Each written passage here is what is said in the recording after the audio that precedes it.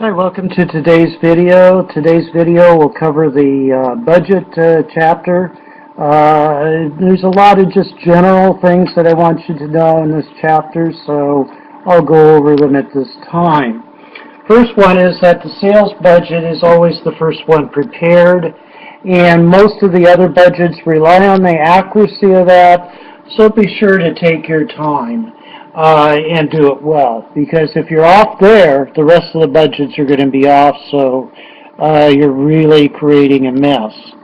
So make sure the sales budget is done correctly. Generally, prepare blank forms every year and fill in the budget dollar amounts, so don't worry about so much memorizing everything, although you will have to do a little bit of that for a test. But in real life, you just fill in the form numbers. It does take a lot of time. Budgets can take days. But make sure you get the input from all concerned, because getting the right numbers from each person is very important to get them to buy into the budget and to do what they're supposed to do. The hardest budget in many cases to prepare is the cash budget. And briefly, I just wanted to kind of look at some of the sections that appear in the cash budget without doing any numbers here, any example. You can do that in the book or ask me about it. So, first section is cash receipts from all sources. The second section generally is cash expenditures from all sources. The difference is the increase or decrease in cash for the period, be that a month, a quarter, a year, whatever it happens to be.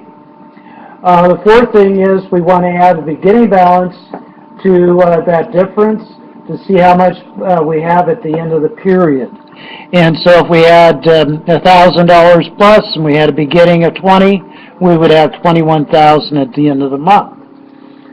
Then we want to compare that to the balance required to see if we need to borrow any money and how much. So let's assume we needed $25,000 to start the next month. We only have 21. Well, then we know we need to borrow at least $4,000.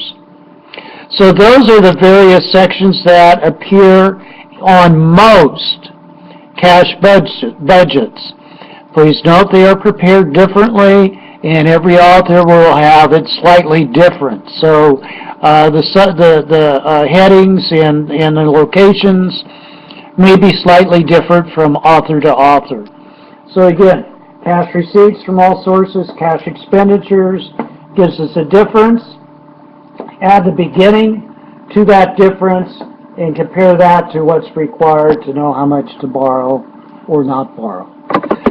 Okay, I look forward to seeing you on the next video. Take care.